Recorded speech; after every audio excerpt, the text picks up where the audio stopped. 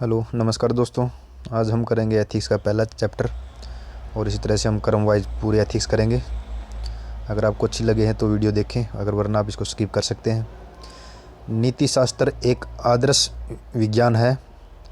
आपके अनुसार आदर्श के निर्धारण का मानक आधार क्या होना चाहिए? सबसे पहले हम देखेंगे नीति शास्त्र क्या होता है और नीति शास्त्र क्या होता है, और दूसरा ये एक आदर्श विज्ञान है, इसके बारे में बताना है कि आदर्श विज्ञान के लिए क्या क्या निर्धारक हैं। नीति शास्त्र ये समाज द्वारा निर्धारित उन मूल्यों का एक समुच्चय होता है जो समाज में रहने वाले व्यक्तियों को एक मार्गदर्शक की तरह कार्य करता है कि क्या चीज़ नैतिक है, क्या चीज़ अनैतिक है, क्या वांछनीय है, क्या अवांछनीय है, क्या करना ज़रूरी है और क्या करना ज़रूरी नहीं है, वो नीति शास्त्र होता है। दूसरा कहते हैं नीति शास्त्र एक आदर्श विज्ञान है। आपके अनुसार आदर्श के निर्धारण का मानक क्या होना चाहिए? मतलब नीति शास्त्र आदर्श है, इसके निर्धारण के मानक क्या क्या हैं कि नीति शास्त्र नैतिक नियम इस तरह से बनने चाहिए कि व्यक्ति और सामाजिक हितों के बीच में समन्वय होना चाहिए, उनके बीच में टकराव नहीं होना चाहिए। मतलब व्यक्ति के हितों और समाज के हितों का भी दोनों को सुरक्षित रखना चाहिए। दूसरा, समाज की संस्कृति के अनुरूप होने चाहिए। ऐसे नहीं है कि ऐसे हम मूल्य बना दें कि इससे समाज की संस्कृति ही नष्ट हो जाए। दूसरा, लोकतांत्रिक मूल्य समावेशी विकास और सतत विकास के अनुरूप होना चाहिए। मतलब आदर्श ऐसे होने चाहिए, नैतिक मूल्य ऐसे होने चाहिए जिससे समावेशी विकास हो। जो वंचित वर्ग है, सुभेद्य वर्ग है, चाहे महिलाएं हों, चाहे एससी वर्ग हो, चाहे एसटी वर्ग हो, सबके विकास को समान रूप से महत्व देना चाहिए। सामाजिक न्याय को प्रोत्साहन देना चाहिए, नीति शास्त्र ऐसा होना चाहिए। कानून के अनुरूप नैतिक नियम होने चाहिए और प्रत्येक व्यक्ति की गरिमा और बंधुत्व का ध्यान रखना चाहिए। ऐसे नैतिक नियम निर्धारण होना चाहिए और इसे राष्ट्र की एकता अखंडता के बनाए रखने के अनुरूप होना चाहिए। हमारा एक क्वेश्चन बनता है कि पागल व्यक्ति एवं स्वस्थ व्यक्ति में से किसके कर्मों का मूल्यांकन नैतिकता करती है? मतलब नैतिकता हमको पता चल गया, जो हमारे कार्यों का मूल्यांकन करती है कि कौन सा कार्य सही है, कौन सा कार्य गलत है। ये जो मूल्य होते हैं पागल व्यक्ति और स्वस्थ व्यक्ति में से किसके कार्यों का मूल्यांकन करता है? मैं आपको बताता हूँ कि नैतिकता एक स्वस्थ व्यक्ति के कर्मों का मूल्यांकन करता है। क्यों? क्योंकि स्वस्थ व्यक्ति को उसके प्रतिफल का पता होता है कि इस करने से क्या फ़ायदा होगा, क्या नुकसान होगा। क्योंकि नैतिकता मूल्यांकन उसी का होता है जिसको अपने ऊपर नियंत्रण होता है, अपनी उसकी मानसिक स्थिति सही होती है और उसका उस पर नियंत्रण होता है, क्योंकि वह दंड से और लाभ की वजह से प्रेरित होकर या उसको रोकने के लिए नियंत्रित करता है। पागल व्यक्ति के कर्मों का मूल्यांकन नैतिकता नहीं करती, क्योंकि उसको पता नहीं है कि उसका परिणाम क्या होगा और उसके कार्यों पर उसका नियंत्रण नहीं होता। नैतिक नियमों के निर्धारण में संस्कृति की भूमिका होती है, स्पष्ट करें। इसमें कहा कि जो नैतिक नियम है उसका निर्धारण करने में संस्कृति की भूमिका होती है, उसको स्पष्ट करना है। हमको पता है कि संस्कृति क्या होती है। संस्कृति किसी भी परिवेश का, किसी भी क्षेत्र का, किसी भी समुदाय का रीति रिवाज होते हैं, रहन सहन होते हैं, व्यवहार के तरीके होते हैं और शिक्षा प्रणाली होती है। वो क्या करते हैं? नैतिक नियमों को निर्धारित करते हैं। जिस प्रकार हम देखते हैं कि पाश्चात्य जो संस्कृति है उसके नैतिक नियम अलग हैं, वो समलैंगिक विवाह को सही मानते हैं, लेकिन जो भारतीय संस्कृति है उसके जो नैतिक नियम हैं वो अलग हैं। और इस प्रकार हम कह सकते हैं कि जो संस्कृति होती है वो नैतिक नियमों को निर्धारित करती है। संस्कृति में क्या आता है? रीति रिवाज आते हैं, व्यवहार आते हैं, धर्म आता है, त्यौहार आते हैं, आपस में एक दूसरे के प्रति जो भावनाएं हैं वो आती हैं। संस्कृति नीति नियमों को निर्धारित करती है। क्यों करती है? किस प्रकार हम कह सकते हैं? समाज में रहने वाले लोगों के मध्य के बीच संबंधों के निर्धारण में संस्कृति की भूमिका होती है। अर्थात हर संस्कृति में, जिस प्रकार भारतीय संस्कृति में शिक्षक को एक आदरणीय पद पर माना जाता है, उसको नाम लेना एक समाज के जो मानदंड है, मूल्य हैं, उनके विरुद्ध माना जाता है। लेकिन जो पश्चिमी संस्कृति है वो अपने पिता, बड़े भाई और शिक्षक को नाम से भी पुकार सकते हैं। दूसरा, नैतिक नियमों के निर्धारण में धर्म की भूमिका होती है और धर्म संस्कृति का भाग होता है। हमने पहले ही बताया है कि नैतिक नियमों के निर्धारण में धर्म की भूमिका होती है। और धर्म संस्कृति का भाग होता है। यूरोपीय संस्कृति में स्वतंत्रता को महत्व दिया जाता है, इसलिए समलैंगिक विवाह को नैतिक माना जाता है। मैंने पहले बताया संस्कृति का ही खेल है कि भारतीय संस्कृति उसको अनैतिक मानती है और जो यूरोपियन संस्कृति उसको नैतिक मानती है, किंतु भारतीय समाज में इसे नैतिक माना जाता है। और दूसरा बात, ग्रामीण संस्कृति और शहरी संस्कृति में फ़र्क है और अलग अलग नियम हैं। जिस प्रकार गांव में संयुक्त परिवार को अच्छा मानते हैं, नैतिक मानते हैं, और इसी प्रकार शहरी समाज में संयुक्त परिवार को अधिक महत्व नहीं दिया जाता। उसके बाद हमारा एक महत्वपूर्ण टॉपिक आता है, नीति शास्त्र और नैतिकता में क्या अंतर है। नीति शास्त्र मतलब एथिक्स और नैतिकता मतलब मोरल। नीति शास्त्र सामुदायिक सामाजिक स्तर पर होते हैं और मोरल व्यक्तिगत स्तर पर होते हैं। अगर देखें, एथिक्स इथोस से बना है जिसको रीति रिवाज भी कहा जाता है, और मोरल से बना है, ये भी रीति रिवाज ही है। जो एथिक्स होते हैं, नीति शास्त्र होते हैं, वह समाज पर नियंत्रण रखता है, और जो मोरल होते हैं वो व्यक्ति पर नियंत्रण रखता है। अगर समाज पर नियंत्रण होगा तो इससे अच्छे नेता और प्रशासक होंगे, और अगर व्यक्ति खुद पर नियंत्रण रखता है उससे एक अच्छा पिता, भाई, पुत्र का निर्माण होता है। नीति शास्त्र यह मानवीय कार्यों के विशेष वर्ग समूह के स्वीकार आचरण नियमावली है, मतलब इसे पूरा समुदाय स्वीकार करता है। यह व्यक्तिगत स्तर पर स्वीकार किया जाता है, मतलब हर व्यक्ति की नैतिकता अलग अलग होती है और व्यक्ति का मार्गदर्शन करता है क्या सही है क्या गलत है। इसका स्रोत सामाजिक व्यवस्था है, क्योंकि समाज द्वारा निर्धारित होता है, क्योंकि समाज में रहने वाले लोगों के बीच सामंजस्य पूर्ण संबंध को बनाए रखने के लिए नैतिक नियमों का विकास होता है। इसी के अनुसार ही समाज चलते हैं और समाज का विकास होता है।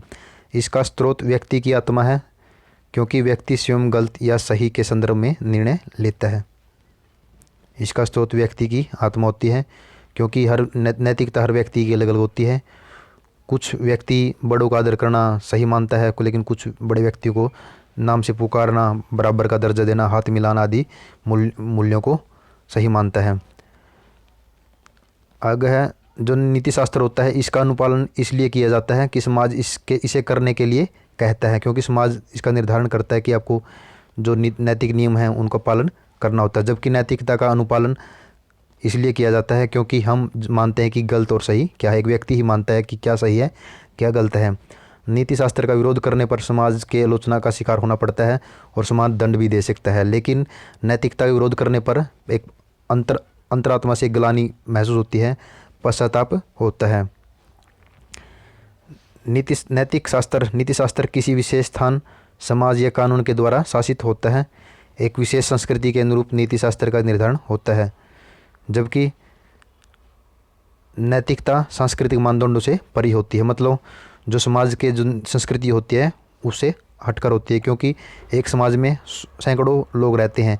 जो नीति शास्त्र के सभी मूल्य हैं इस पूरे समाज पर 100 लोगों पर लागू होते हैं, लेकिन नैतिकता व्यक्तिगत स्तर पर होती है और इस जो समाज की संस्कृति है उसका प्रत्येक व्यक्ति पर प्रत्यक्ष प्रभाव कम पड़ता है अपेक्षाकृत। वस्तुतः नीति शास्त्र में एक सुंदर समाज का निर्माण होता है, जबकि नैतिकता से एक अच्छे इंसान का निर्माण होता है। बहुत अच्छा कोट है कि नीति शास्त्र एक सुंदर समाज का निर्माण होता है, जबकि नैतिकता से अच्छे इंसान का निर्माण होता है। नीति शास्त्र से समाज अनुशासित होता है और नैतिकता से व्यक्ति अनुशासित होता है, और नीति शास्त्र अनुपालन करने से अच्छे राजनेता और प्रशासक तैयार होते हैं और इससे एक अच्छा व्यक्ति होता है। व्यक्ति परिवार में भी हो सकता है, पिता भी हो सकता है, पुत्र भी हो सकता है। और एक वेरी इंपॉर्टेंट आती है, क्वेश्चन आ सकता है, नीति शास्त्र का उल्लंघन करना एक आपदा है और वहीं नैतिकता का उल्लंघन करना एक हादसा है। हादसा मतलब एक घटना है, इससे ज़्यादा इफेक्ट नहीं होगा, व्यक्तिगत स्तर पर ही हो सकता है। लेकिन आपदा क्या होती है, जो भाई व्यापक स्तर पर प्रभाव डालती है। क्योंकि अगर समाज में नैतिक मूल्यों का उल्लंघन करते हैं तो समाज में क्या होगा, आपसी जो सौहार्द है वो कम होगा, विश्वास कम होगा, भ्रष्टाचार ज़्यादा होगा, समाज में तनाव आएगा, समाज की जो सुरक्षा शांति वो बाधित होगी। इससे देश की जो अखंडता है, सुरक्षा है वो बाधित होगी, एक आपदा बन सकता है। इसमें लिखा है व्यक्ति और समाज के हितों के बीच समन्वय का अभाव हो जाता है, समाज में संघर्ष होता है, शक्तिशाली लोग संसाधनों पर कब्जा करते हैं, समाज में सुरक्षा का अभाव, समाज में अराजकता, प्रत्येक व्यक्ति का जीवन असुरक्षित होता है। लेकिन नैतिकता क्या एक हादसा क्यों है? क्योंकि इससे व्यक्ति का विकास बाधित होता है। अगर व्यक्ति के मूल्य गलत हैं तो वो उसका विकास, जो व्यक्तित्व विकास है, चाहे वो खुश रहना है, चाहे वो मानसिक रूप से परिपक्व होना है, वो बाधित होता है। नैतिकता के अभाव में विवेक का संकट पैदा होता है, क्योंकि नैतिकता की उपेक्षा के कारण व्यक्ति चिंतन करता है कि उसने गलत काम किया। इससे विवेक का संकट कहते हैं। एक दृष्टि से देखा जाए, जिसे आप जानते हो उसके साथ कैसा व्यवहार करते हो, उसे नैतिकता कहते हैं। व्यक्तिगत स्तर पर हम किसके साथ कैसा व्यवहार करते हैं, वो नैतिकता है। लेकिन यदि आप हॉस्पिटल में जाते हो, निर्धारित नियमों के अनुसार पालन करना होता है, ये नीति शास्त्र होता है। एक समुदाय, समाज या एक संस्था द्वारा निर्धारित होता है। आप इसको समझ गए होंगे, एग्जाम्पल है। आगे देखते हैं सद्गुण क्या है। सद्गुण होती है श्रेष्ठ मनोवृत्ति, अच्छे गुण। इसमें अलग अलग विद्वानों ने अलग अलग कोट किए हैं। जिस प्रकार सुकरात ने अलग कहा है, प्लेटो ने अलग कहा है, अरस्तु ने अलग कहा है, महात्मा गांधी ने अलग, विवेकानंद ने अलग। अगर हम सद्गुण की बात करें, प्लेटो ने साहस, विवेक, संयम को सद्गुण कहा है। आपको याद रखने हैं, साहस होना चाहिए व्यक्ति के अंदर, जो विपरीत परिस्थितियों में व्यक्ति को डटे रहने के लिए, मेहनत करने के लिए प्रोत्साहित करता है। विवेक क्या होता है? विवेक व्यक्ति को सही और गलत के बारे में मार्गदर्शन करता है, जिससे उसके सामने विवेक का संकट उत्पन्न नहीं होता। संयम कैसे होता है कि वो अपने ऊपर पूरा नियंत्रण रखता है, कैसी भी परिस्थिति हो, अगर डरावनी परिस्थिति हो, विपरीत परिस्थिति हो, तो भी वह अपने कार्य क्षेत्र में लगे रहने के लिए वो करता है। प्लेटो साहस, विवेक, नियम को सद्गुण मानता है। विवेक व्यक्ति को सही और गलत का निर्णय करना सिखाता है। साहस क्या करता है? विपरीत परिस्थितियों में डटे रहने के लिए कहता है। और संयम क्या होता है? अपने ऊपर नियंत्रण रखता है। इसी प्रकार सुकरात ने क्या कहा? सुकरात ने ज्ञान को ही सद्गुण कहा, क्योंकि व्यक्ति के अंदर ज्ञान है तो वह उचित और अनुचित के बारे में पता लगा सकता है, क्या उचित है, क्या अनुचित है।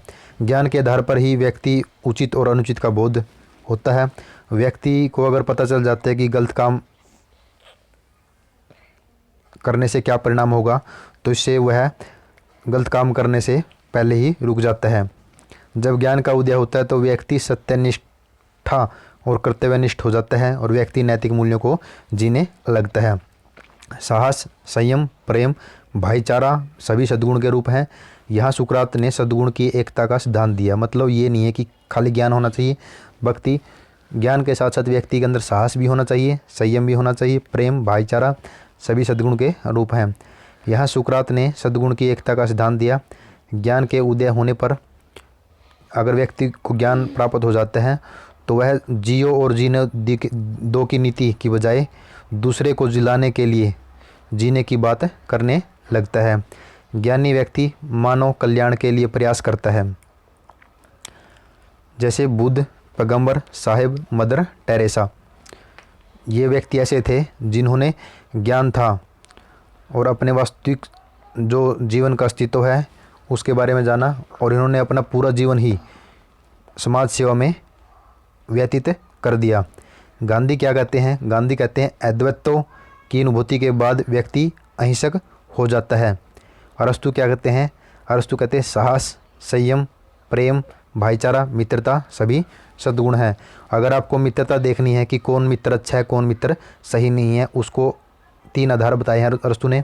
अगर मित्रता सुख और उपयोगिता को महत्व देता है तो वह मित्रता स्थायी नहीं होती। अर्थात जब तक सुख होता है और जब तक एक दूसरे को लाभ प्रदान किया जाता है तो मित्र बने रहते हैं। लेकिन अगर हम चरित्र की उत्कृष्टता पर बल देखें कि मेरे मित्र का चरित्र कैसा है, वफादार है, विश्वसनीय है, तो वो मित्रता स्थायी बनी रहती है। नेक्स्ट देखें मूल्य। कोई भौतिक वस्तु या मानसिक विचार का वह गुण है जिससे आवश्यकता की पूर्ति होती है। हम कहते नहीं कि कोई चीज़ मूल्यवान है। मूल्यवान क्यों कहते हैं? क्योंकि इससे हमारी ज़रूरत पूरी होती है, चाहे वो मानसिक ज़रूरत हो, चाहे वो सामाजिक ज़रूरत हो, चाहे वो आर्थिक ज़रूरत हो, तो वही मूल्यवान होती है। और उसका गुण वह क्या गलत है? मूल्य होता है। मूल्य 2 प्रकार के होते हैं। साधन मूल्य, जिस प्रकार हमारी भौतिक वस्तुएं, रोटी, कपड़ा, मकान पूरी होती हैं, और साध्य मूल्य है जिससे हमें मानसिक सुख प्राप्त होता है, मानसिक ज़रूरतें प्राप्त होती हैं और लक्ष्य की प्राप्त होती हैं, जैसे सत्य, अहिंसा, प्रेम और कानून का पालन करना। और इसके बारे में बेंथम और मिल ऐसे विचारक रहे हैं जिन्होंने सुख को महत्व दिया, जिसमें बेंथम ने भौतिक सुख को महत्व दिया और शारीरिक सुख को महत्व दिया। उसने कहा कि व्यक्ति की सभी ज़रूरतें, चाहे मकान हो, चाहे गाड़ी हो, चाहे बंगला हो, चाहे वस्त्र हो, उनकी पूर्ति होनी चाहिए। लेकिन मिल्स ने भौतिक सुखों की बजाय, शारीरिक सुखों की बजाय मानसिक सुखों को महत्व दिया। अगर हम देखें, बेटा,